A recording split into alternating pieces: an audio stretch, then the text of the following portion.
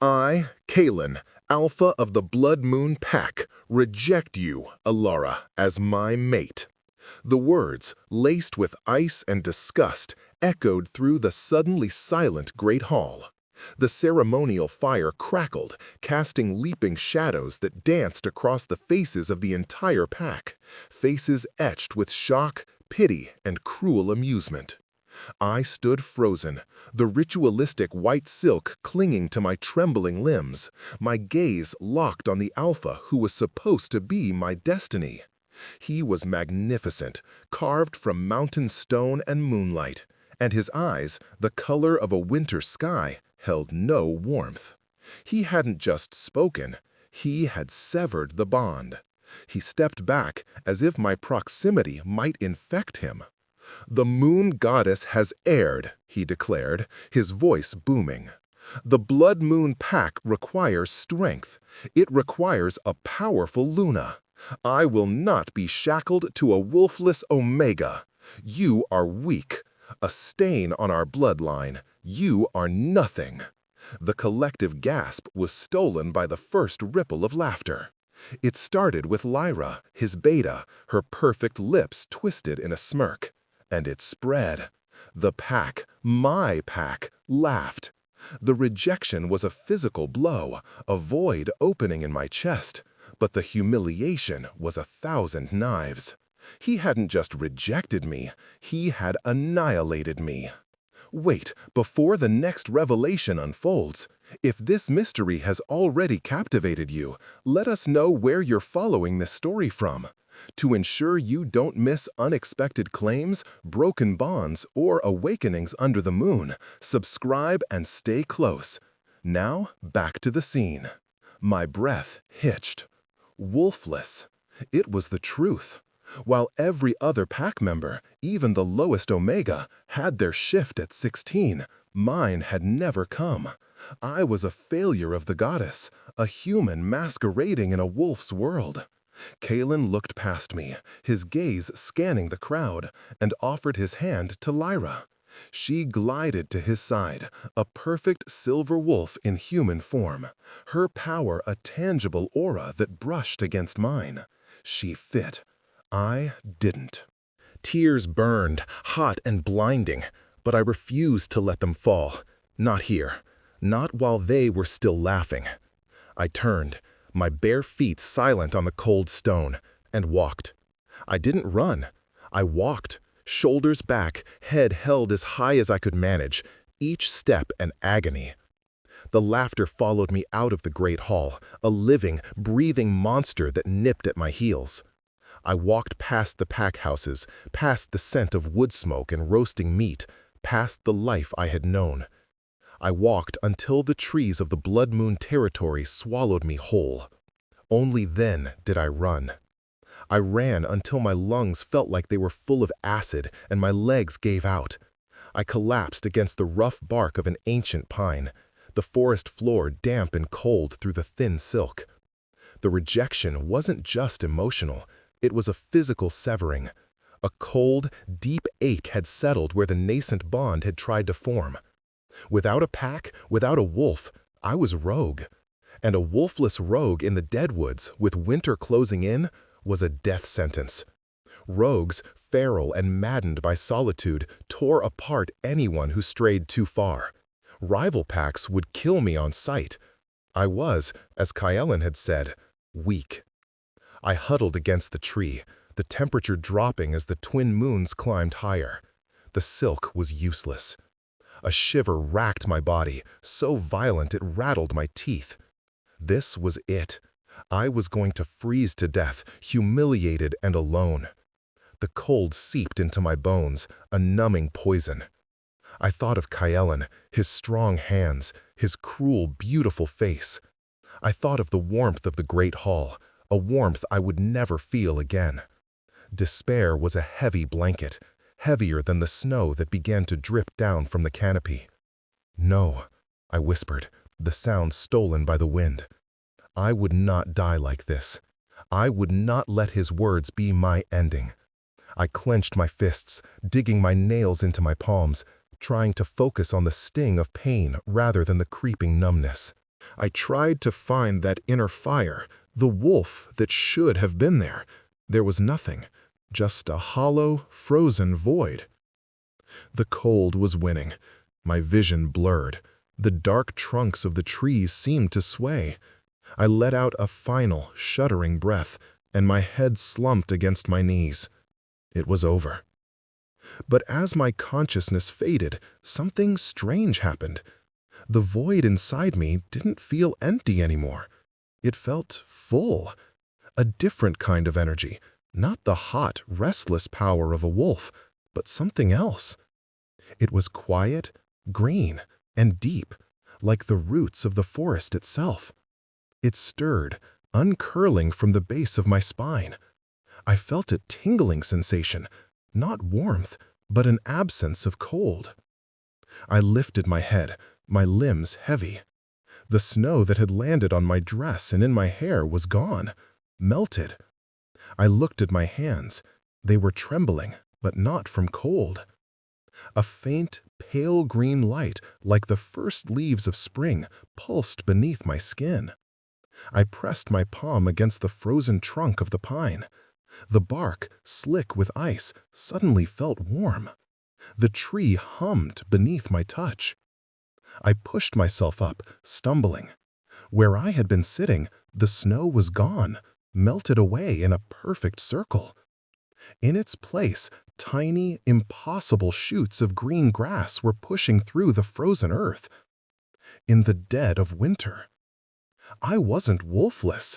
I was something else. Something Kalen, in his arrogance, could never have imagined. I was not weak. I was life. 5 years later. The sanctuary was quiet, nestled in a valley the shifter packs avoided, believing it to be haunted. They weren't entirely wrong. It was haunted by me. I was known now, not as Ilara, but as Elora, the healer of the hollow. My sanctuary was neutral ground.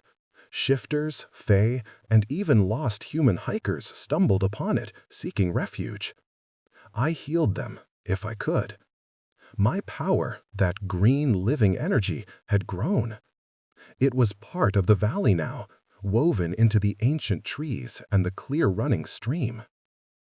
The valley bloomed year-round, an impossible pocket of spring in the harsh northern landscape. I knelt by the stream, washing herbs, my companion, a 3-legged fox I'd named Pip, dozing on a sun-warmed rock nearby. I wore simple linen, my hair braided back. The scars of that night had faded from my mind, buried deep beneath years of solitude and purpose. I was no longer that trembling girl in silk. I was a woman carved from the forest itself. A sound shattered the peace, a heavy, crashing sound from the wards I'd placed at the valley's entrance. Pip shot to his feet, growling low. It wasn't a rogue. Rogues were wild, but this was organized, desperate. "Stay," I murmured to Pip, rising. I wiped my hands on my apron and walked toward the entrance, a narrow passage between 2 sheer rock faces. 3 wolves, massive and dark-furred, stumbled into the clearing. They were in bad shape, their fur matted with dried blood and black, viscous fluid. But they weren't the ones who drew my eye. They were carrying a litter between them, and on it, a man. He was dying. Even from a distance, I could smell the rot. Not the simple rot of a festering wound, but a deeper decay, a curse that was eating his life force from the inside out. He was gaunt, his skin a sickly gray, his breathing a wet, rattling gasp. He was a shifter, his inner wolf howling in agony. The 3 wolves shifted, their bones cracking and reforming into human shape. They were Kalen's betas, Jax, Riker, and Silas. My blood ran cold, colder than any winter. "Please," Jax gasped, rushing forward and dropping to his knees. He was the pack's head enforcer, a proud, hard man, now reduced to begging. "They said, the whispers. They said the healer of the hollow could cure the uncurable. Please, you have to help our Alpha." I stopped, my feet rooting to the soft earth. I looked past Jax, past the other betas, at the man on the litter. His eyes flickered open, pupils dilated with pain and fever. He tried to focus on me, a low groan rumpling in his chest. His face was a mask of suffering, but beneath the grime and the sickness, it was the same face, the same arrogant jaw, the same high cheekbones, the same winter sky eyes that had looked at me with such disgust. It was Kalen. Time stopped. The bird song faded. The rushing water went silent. All I could hear was the echo of laughter in the great hall, the single word ringing in my ears: weak. "Ilara?" The voice was not the booming command of an alpha. It was a shredded, broken whisper. He recognized me. His eyes widened, first in disbelief, then in a terrible, dawning horror. He had come to beg for his life from the nothing he had thrown away. I crossed my arms, my face hardening into the mask of the hollow healer. "I am Ilara," I said, my voice as calm and cool as the stream water. "And I do not heal alphas of the Blood Moon Pack." "Please," Silas whispered, his hands clasped. "Ilara, we didn't know. After you left, Lyra became his chosen Luna. But the pack, it's not right. A plague, a curse from the Shadow Ridge pack. It struck him 3 months ago. Our own healers can't stop it. It's killing him. It's killing our pack. As he weakens, our bond weakens. We are all dying." "A problem of his own making," I said, my voice sharp. "He wanted strength. He chose strength. Let his strong Luna heal him." "Lyra, she can't," Jax said, his voice raw. "Her power does nothing. This is dark magic, Ilara. It's rotting his wolf. Please, we will give you anything. Gold, territory, protection." I need none of those things. I looked at Kalen. He was trying to push himself up on one elbow, his body trembling violently. "Ilara," he coughed, a spray of blackish fluid flecking his lips. I was wrong." "You were cruel," I corrected him, stepping closer. The smell of the curse was overwhelming, a stench of death and poisoned earth. My own life magic recoiled. This was a powerful, deliberate blight. "You humiliated me. You cast me out. You called me weak." "I was a fool," he gasped, collapsing back onto the litter. "A blind, arrogant fool. I see that now. I see you." His gaze drifted past me, to the impossible roses blooming on a nearby trellis, to the vibrant, unnaturally lush grass. This is your power." "Yes, please," he whispered, and this time the mighty Alpha Kalen begged. "Don't let me die.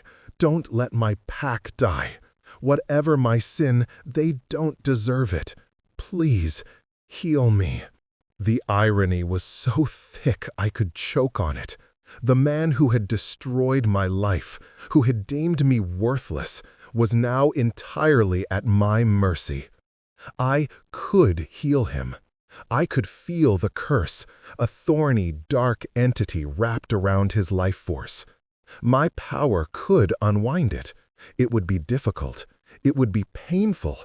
And it would require a connection I had sworn I would never, ever entertain again. I looked at Jax, Riker, and Silas. Their faces were etched with the same sickness, a paler version of Kalen's. The pack bond was killing them by proxy. I had no love for the Blood Moon Pack, the wolves who had laughed at my pain. But were they all to die for the arrogance of one man? I will do it, I said, and the beta sagged in relief. On 3 conditions. Jax nodded frantically. Anything. First, I said, my gaze pinning Kalen where he lay. You will not call me Elara. That girl is dead. You will call me Elora. Elora, he breathed, nodding. Second, your betas will leave. They will wait at the edge of the valley, beyond my wards. They will not enter until I call for them. I will not have his pack's energy polluting my sanctuary. Jax looked hesitant, but a weak gesture from Kalen silenced him. We will wait, Jax said. And third, I said, kneeling beside the litter, my face inches from his. His scent, beneath the sickness, was still pine and winter air, a scent that haunted my dreams. You are not an alpha here. You have no power. You will do exactly as I say when I say it. You will be my patient and nothing more. If you give me one order, if you show me one hint of your alpha dominance, I will cast you out and let the curse finish its work. Do you understand? His winter sky eyes, clouded with pain, met mine. There was no arrogance left, just desperation, just the raw animal fear of the end. I understand, he whispered. Good, I stood. Now, Jax, help me get him inside. Then you will leave. The healing begins tonight. The betas carried him into my small cottage, a round structure of woven willow branches and living wood. It was one room, filled with drying herbs, cushions, and a simple cot. They placed him there, his large frame looking alien and broken against the simple, natural materials. Go, I commanded the betas. They gave their alpha one last worried look, then bowed to me, a gesture of supplication that felt strange and bitter, and left the cottage. I watched from the doorway as they shifted, their weakened wolves carrying them back to the valley entrance. I turned back to Kalen. He was watching me, his breathing shallow.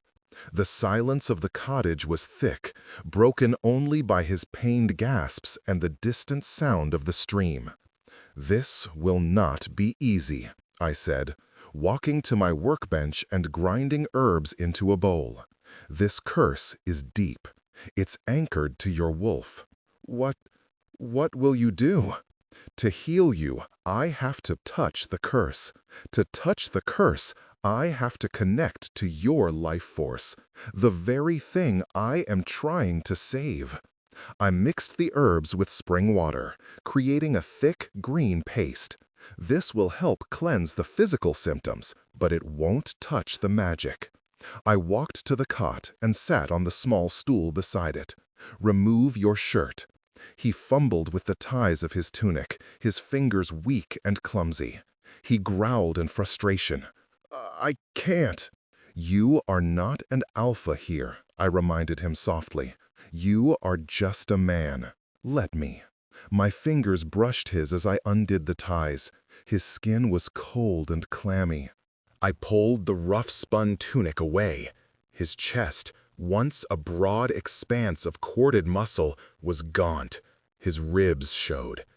And across his heart, a network of black, spider-webbing veins pulsed with a faint, dark light.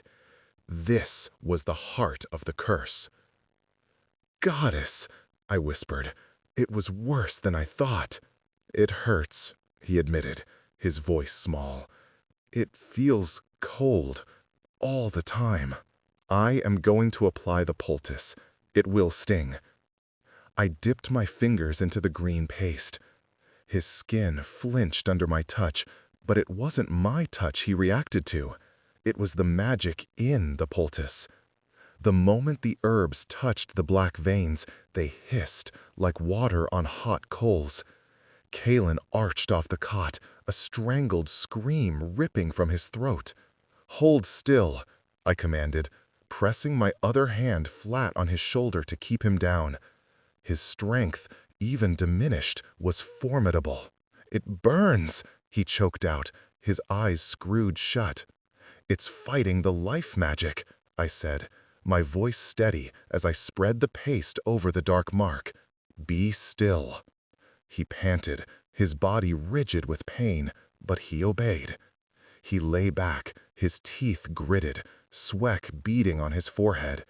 I worked in silence, smoothing the healing balm over the epicenter of the curse.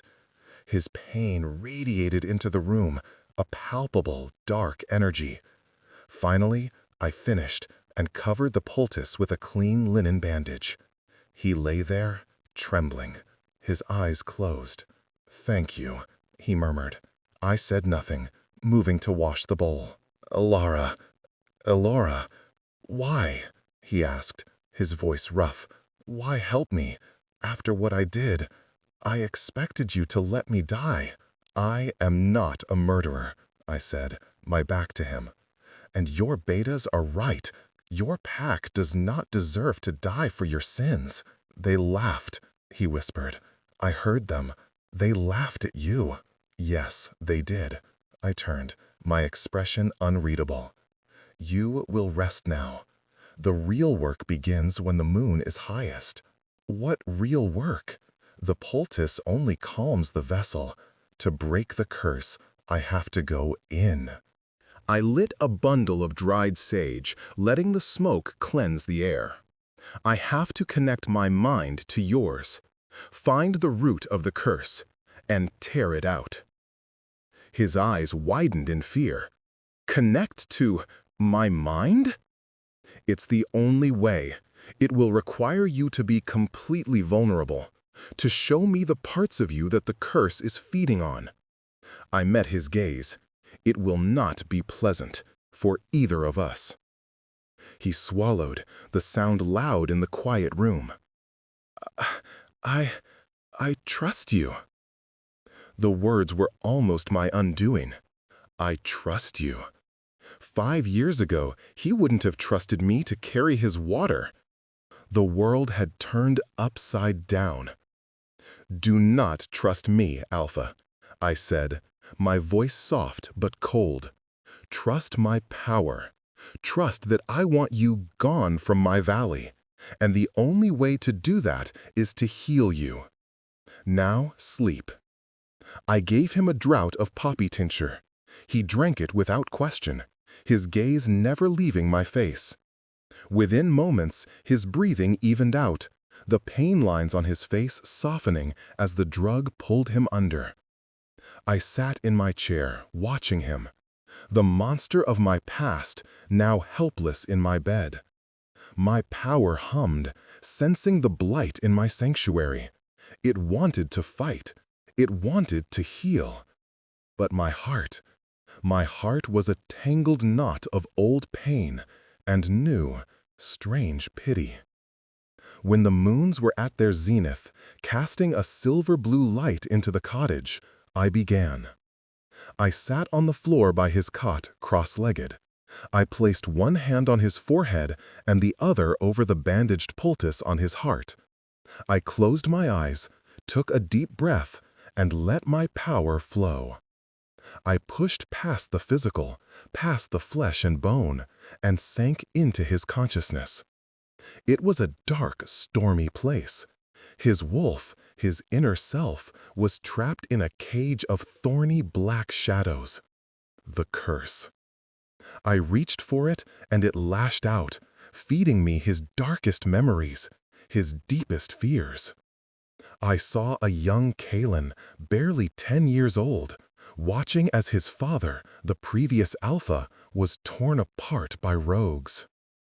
I saw his mother, a gentle Omega, try to shield him, only to be cut down because she was too weak to fight. I saw Kalen's vow made over their bodies. Never be weak, never tolerate weakness. Strength is the only thing that matters. Then I saw the mating ceremony 5 years ago. I saw it from his eyes. He saw me, small, trembling, wolfless. The goddess had mocked him, binding him to the very thing that had destroyed his family: weakness. His rejection wasn't just arrogance, it was terror. A desperate, misguided attempt to control his destiny, to defy the fate that had left him orphaned. The curse fed on this. It fed on his guilt. It fed on his fear of weakness. And it fed on his regret. Elara, Elara, Elara. Her name echoed in the darkness. "You see?" a voice hissed, the voice of the curse itself. "He knows. He destroyed his only salvation." The curse surged, using his own regret against him. But it had made a mistake. It had shown me the memory of Lyra. And as I watched, the memory shifted. I saw Lyra after the rejection. I saw her meeting with Alpha Marcus of the Shadow Ridge Pack. They had planned it. Lyra would become his Luna, and when Kalen was secure, Marcus would curse him. Lyra would feign grief, and then, with Kalen dead, she would forge an alliance, merging the Blood Moon and Shadow Ridge packs, with her and Marcus at the head. She was the traitor. His obsession with strength had blinded him. He had chosen a venomous viper and rejected the one person who could have saved him. "You fed on his fear," I whispered into the psychic darkness. "Now feed on mine." I let my own memories flood the connection. The laughter, the run through the snow, the freezing cold, the utter despair. And then the awakening. The green light, the power of life itself. My power, raw and pure, slammed into the curse. The curse shrieked, a sound of tearing shadow. It recoiled, the black thorns retracting from his wolf. I felt Kalen's mind stir. "Ilara? Be still," I commanded. I formed my power into a blade of pure green light and struck at the root of the curse. A psychic explosion threw me backward. I landed hard on the floor, gasping. Kalen arched off the cot, his scream tearing through the night. The bandages on his chest incinerated, turning to ash. The black veins pulsed, then retracted, pulling back from his skin as if drawn by an invisible hand. He collapsed, unconscious. I crawled back to him, my body aching. I was drained, my own life force depleted. But the curse, it was broken. The root was severed. The suffocating darkness in the room was gone, replaced by the clean scent of sage and my own magic. His breathing was deep and even. The gray pallor was gone, his skin already regaining its natural olive tone. I had done it. I had saved him. I sat there, my head against the cot, utterly exhausted. I had faced his demons and my own. I had seen the why of his cruelty. It didn't excuse it. It didn't erase the scars. But it was something. I must have slept. I woke to the sound of his voice. "Ilara." I opened my eyes. Morning light streamed into the cottage. Kalen was sitting up. He was still thin, but his eyes were clear. The winter sky blue was back, sharp and intelligent. He looked healed. "You're awake," I said, my voice thick with sleep. I remember," he said, looking at his hands, then at his chest. The black veins were gone. Only faint, silvery scars remained. I saw it all. My father, Lyra, what she did. He looked at me, his eyes filled with an emotion I couldn't name. It was awe. It was shame. And I saw you. In the snow. I almost killed you. You cast me out, Kalen. The cold did the rest. I stood, brushing dirt from my clothes. I am so sorry, he whispered. The words sounded foreign from his lips. Ilara, Ilara, I have no words. I was a monster. I was ruled by fear. I called you weak, but I was the weakest one. Yes, you were, I said simply. I moved to the workbench, my back to him. I was still tired, tired in my bones, tired in my soul. You are healed. The curse is broken. You can call your betas. You can go. Go? He stood from the cot. He was shaky, but his alpha strength was already returning, a low thrum in the air. Just like that? Elora, He took a step toward me. I tensed. I owe you my life, he said, stopping. My pack owes you its life. Lyra, she's still there. She thinks I'm dying. She's with Marcus. They're planning to move, to take the pack. That is no longer my concern. But it is, he said, his voice gaining its old strength, but the arrogance was gone. It was replaced with a desperate urgency. They cursed me. They tried to kill me. They will not stop. When they find out I'm alive, they will come for me. And they will come for you. You are the only one who could have healed me. You are a threat to them now. He was right. My sanctuary, my peace, was shattered. Lyra and Marcus would not tolerate my existence. What do you propose? I asked, turning to face him. Come back with me, he said, his eyes intense. Help me. Stand with me. We can face them together. We can save the pack. Our pack. I flinched. It is not my pack. It hasn't been for 5 years. It could be, he said softly. He took another step, closing the distance between us. He was so tall. I had forgotten how he dwarfed me. Elora, the bond. When I rejected you, I tore it. But last night, when you healed me, I felt it. It's still there. Faint, damaged, but it's there. The goddess wasn't wrong. She knew you were my strength. I wanted to deny it. I wanted to scream, but I could feel it too. Now that the curse was gone, there was a faint, silver thread connecting us, battered, frayed, but not broken. I don't want a bond with you, I whispered, the old pain surfacing. His face crumpled. I know. I don't deserve it. I don't deserve you, but I am begging you, not just for me, for the pack, for the innocents Lyra will sacrifice to get what she wants. Help me expose her. Help me save them. After that, if you still want to leave, I will let you go. I will never bother you again.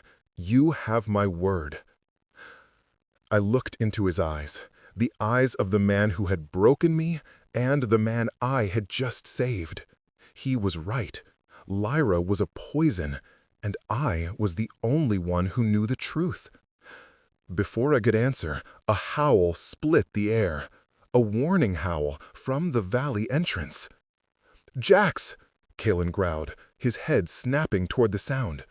Another howl, this one in response. It was not Jax. It was a strange, dark howl. Shadow Ridge wolves. They're here, I whispered, my blood turning to ice.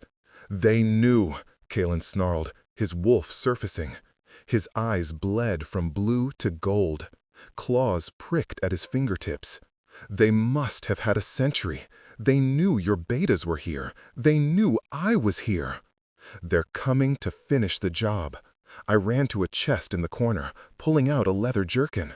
My healing was my power, but I was no fool. I had learned to fight. I strapped 2 long, wicked-looking knives to my thighs. Kalen stared. I survived, I said curtly. We have to move. They can't find us in here. No, he said. He walked to the door, his body thrumming with new, raw power. He was still thin, but the alpha was back. We don't run. This is your home. I will not let them defile it. I will not let them harm you. There are too many of them."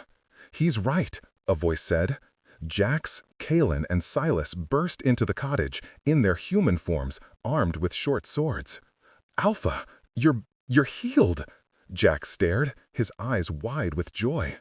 "Healed by her," Kalen said, clapping Jax on the shoulder. "But the fight isn't over. Lyra and Marcus are here."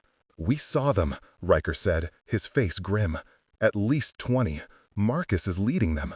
"And Lyra?" Kalen asked, his voice lethally soft. "She's with him," Silas confirmed. Good. Kalen's lips peeled back in a snarl that was pure wolf.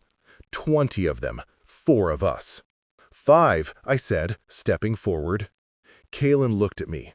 "Elora, no. You're a healer. Stay inside. We will handle this."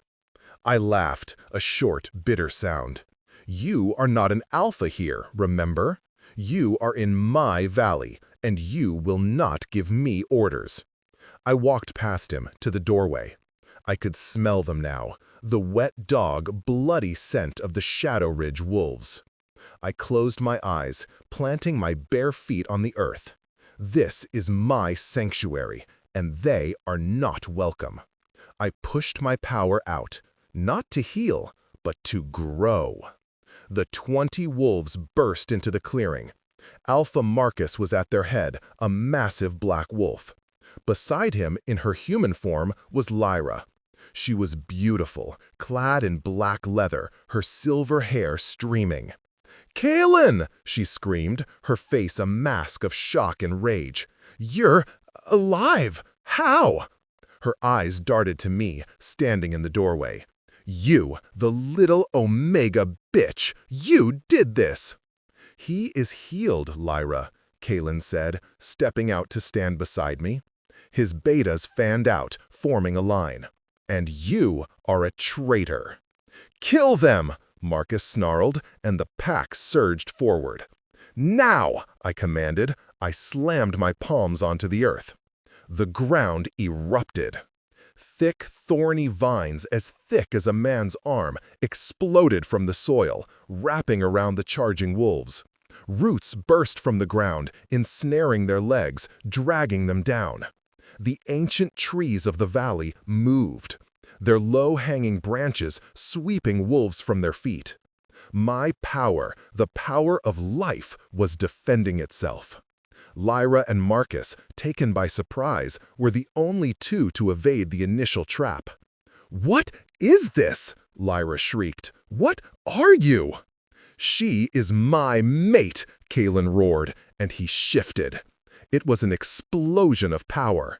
His wolf, healthy and strong, was twice the size of Marcus's. He was no longer just an alpha. He was an alpha bonded to a force of nature. "And you will not touch her." He launched himself at Marcus. The two alphas met in a clash of fur and teeth. The betas engaged the few wolves who had broken free. Lyra, seeing her plan crumble, turned on me. This is all your fault. You were supposed to be nothing." She drew a blade and ran at me. I didn't move. I simply raised my hand. A wall of woven willow branches erupted from the side of my cottage, slamming into her and throwing her backward. Before she could recover, vines snaked from the ground, wrapping her, binding her arms to her sides, her legs together. She was trapped, helpless. The fight was over in moments. Kalen had Marcus by the throat, the other alpha whimpering in submission. The rest of the Shadow Ridge pack were either unconscious or tied by my vines. Kalen, his muzzle dripping, forced Marcus to shift. "Yield," Kalen growled. "I yield," Marcus gasped, his eyes wide with terror, staring at me. "Goddess, what is she?" Kalen ignored him. He walked to Lyra, his wolfish form still radiating fury. He shifted back, his naked body scarred but powerful. "Why, Lyra?" he asked, his voice low. "Why? she spat, struggling against the vines. "Because I deserved it. I was strong. I was the perfect Luna. And the goddess gave you her, a wolfless, sniveling child. You rejected her, just as you should have. But the bond, it never fully left, did it?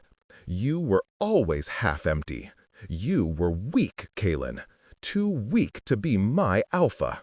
So I found one who wasn't. You found a traitor," Kaylin said. "And you are a traitor. Jax, bind her. We're going home." The journey back to the Blood Moon territory was tense. We were a strange procession. Kaylin, his betas, me, and our prisoners. Kaylin had given me his cloak, his eyes never leaving me, a strange mixture of awe and protective fear. When we reached the Great Hall, the pack was in disarray. They had felt the shift in power, the return of their alpha. They poured out, and they stared. They saw their alpha healed and strong. They saw the traitor, Lyra, bound. And they saw me, the woman they had laughed out of this very hall. Kaylin didn't pause. He dragged Lyra and Marcus to the center of the hall, onto the same ceremonial platform where he had rejected me. "You were told I was dying!" he roared, and the pack fell silent. I was, cursed by Alpha Marcus at the behest of my chosen Luna, Lyra. A wave of shocked murmurs rolled through the crowd. She conspired to kill me, to merge our pack with our enemies. She preyed on my weakness, on my blindness. He turned, and his eyes found me, standing in the shadows by the door. He walked to me, his steps unwavering. The pack parted, their eyes wide. He stopped in front of me, in front of everyone who had scorned me. He went down on one knee. The entire pack gasped. An alpha never kneeled. "I was a fool," he said, his voice loud enough for all to hear, but his eyes were only on me. I was ruled by fear. I was blind to true strength. I cast out the greatest gift the goddess ever gave me. He took my hand stained with dirt and magic. "This is Elara, the weak Omega I rejected."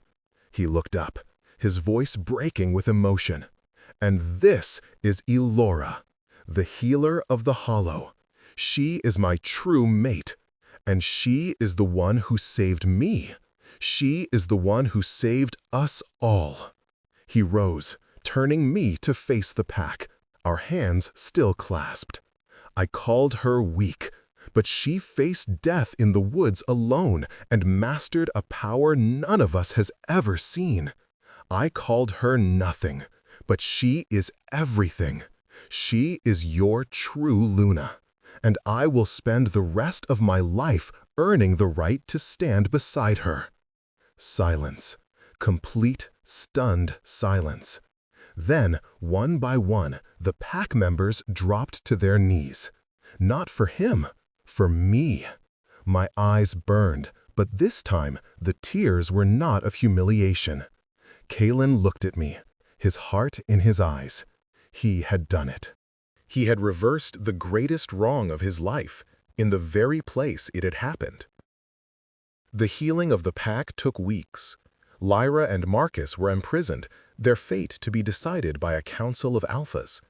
Kaylin was relentless in purging Lyra's corruption, but every night he returned not to be Alpha's house, but to the small Omega quarters I had chosen to stay in. He never pushed, he never demanded, he just was there. He'd sit on the floor while I read, or watch me tend to the pack members who now came to me for healing. One evening, I was on the balcony, looking out at the woods. They were my woods now. The pack had ceded the valley to me, a protected, neutral ground. But I found I didn't want to go back, not yet. "Elora?"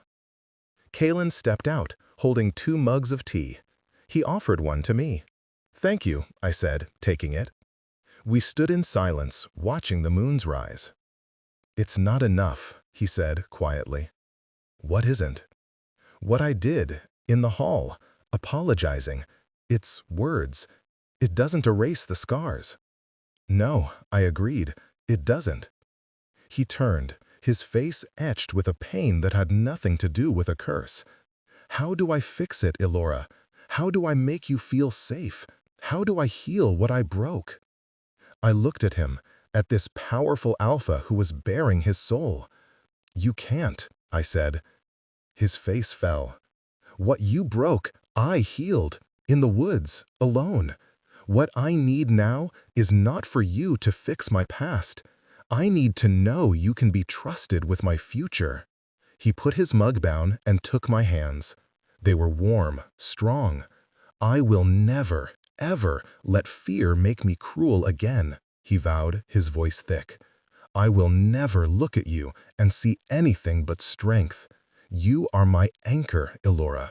You are my home. I am not weak, I whispered, a final test. He smiled, a true, gentle smile. He leaned in and pressed his forehead to mine. The bond, the silver thread, pulsed between us, warm and steady. No, he whispered, his eyes closing. You are not weak. I am strong, Elara.